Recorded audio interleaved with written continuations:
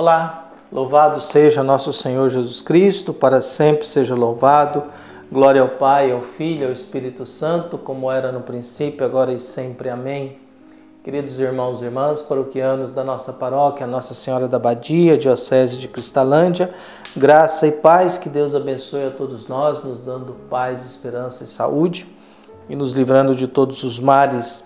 Nesse dia 12 de fevereiro, segunda-feira de Carnaval, nessa segunda-feira, na sexta semana do tempo comum, e que nós, alimentados pela palavra de Deus, possamos nos preparar para a quaresma que se aproxima. E o Evangelho tirado de Marcos, capítulo 8, versículos de 11 a 13. O Senhor esteja convosco, Ele está no meio de nós. Proclamação do Evangelho de Jesus Cristo segundo Marcos. Glória a vós, Senhor. Naquele tempo, os fariseus vieram e começaram a discutir com Jesus. E para pô-lo à prova, pediram-lhe um sinal do céu. Mas Jesus deu um suspiro profundo e disse: Por que esta geração pede um sinal? Em verdade vos digo, a esta geração não será dado um sinal. E deixando-os, Jesus entrou de novo na barca e se dirigiu à outra margem. Palavra da salvação. Glória a vós, Senhor.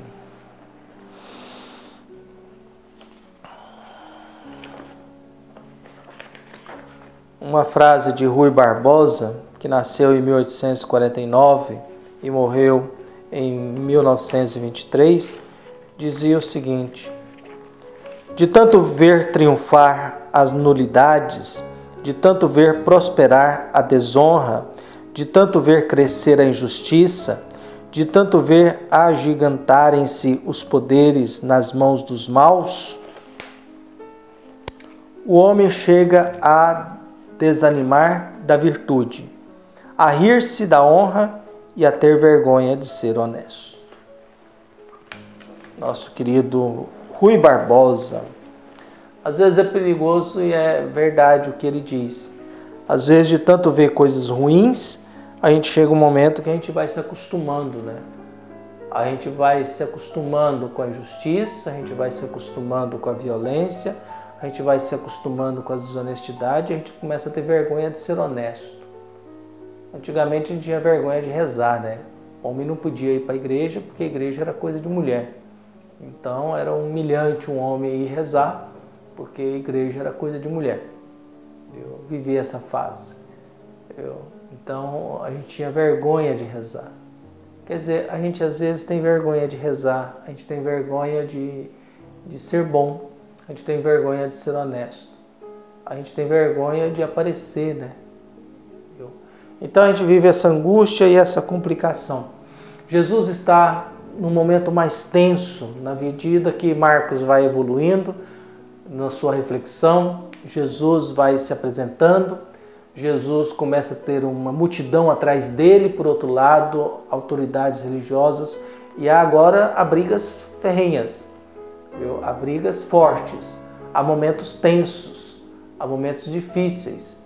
A gente às vezes enfrenta certos momentos difíceis, né?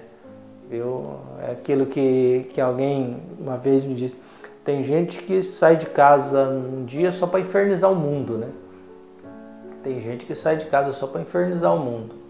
Então a gente vai contemplando um pouco essas realidades de que Jesus agora ele é questionado. Então o Evangelho de hoje, que é curtinho, nos diz isso. Os fariseus vieram e começaram a discutir com Jesus. Então estamos num momento de discussão, momento de confronto, porque não há conflito entre Jesus e os fariseus, há confronto. Porque o conflito, você tem um problema e tenta resolver, viu? Tenta encontrar uma fritura ali que faça com que a coisa se resolva, se purifique. O confronto não, o confronto, um tem que ser eliminado. A polícia entrou em confronto com o ladrão, um vai ter que ser eliminado, um vai ter que ceder. Então o confronto nos leva. Então Jesus está num confronto agora com os fariseus.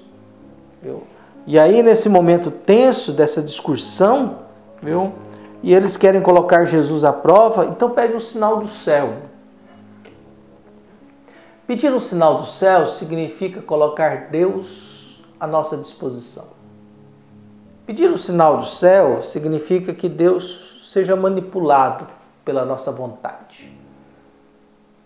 Então quem manda é a gente. A gente quer um sinal do céu, então quer dizer, Deus tem que estar submisso à minha vontade. Deus é manipulável. Deus se torna manipulável. Então nessa coisa Jesus diz, não vai dar. Viu? Porque essa geração me pede um sinal, em verdade vos digo, a essa geração não será dado nenhum sinal. E Jesus deixa eles, pega o barco e atravessa. Então nós já estamos começando a entrar naquilo que é o difícil da vida. A gente vive em situações difíceis.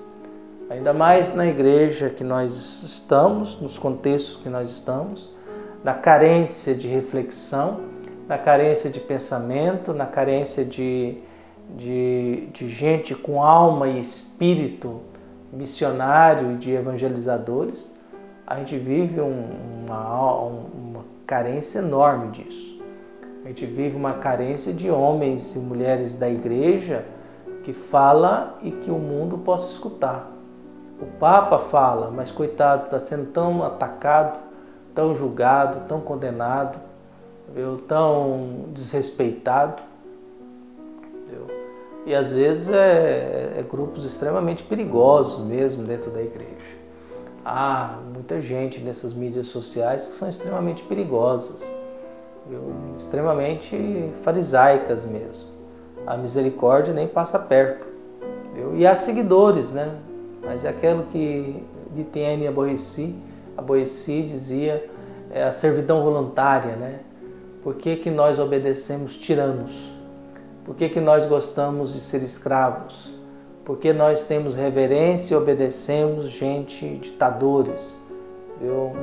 Por que nós temos a servidão voluntária? Eu me coloco como escravo de um ditador e defendo e obedeço a ele. Jesus está nesse confronto e a gente vive tendo confrontos e dificuldades da vida, né? A gente vive tendo situações complicadas. Isso acontece no nosso meio.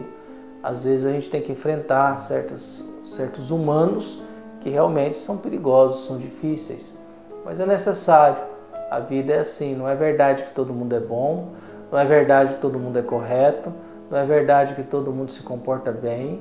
Não é verdade que todo mundo é honesto. Não, isso não é uma verdade. Não é verdade que todo mundo se converte. Não é verdade que Deus gosta de todo mundo, que Deus abençoa todo mundo. Tem gente que não presta mesmo, dentro e fora da igreja. Afinal, a gente sempre vive no drama da santidade do altar. Do outro lado tem a prostituição e o mundo pecaminoso da sacristia, né? O que predomina é o que define se essa igreja terá futuro ou não. Se o que predomina é o mau exemplo, a prostituição, os pecados, a desonestidade do mundo religioso, dos bispos, padres, religiosos e religiosas, aí a igreja chega um momento, o povo vai dizer, isso não é a igreja de Jesus Cristo. Mas se o que predomina é a palavra de Deus, de Jesus, que vai tentando nos orientar, nos guiar, nos fortalecer, nos ajudar a encontrar caminhos, nos ajudar a conquistar certas coisas e permitir que o sopro de Deus habita dentro de nós, por mais que seja sofrido viver, aí sim a gente vai tendo futuro, porque Deus vai nos abençoando, Deus vai nos ajudando. Por isso que a gente não se canse de modo nenhum de fazer o bem ao próximo, viu? E acima de tudo que não nos deixe perder a esperança, não nos deixe cansar, viu? E que a gente possa aproveitar os tempos que nós temos dessas realidades vividas, em que Deus guie e ilumine a todos nós. Um abraço e até mais.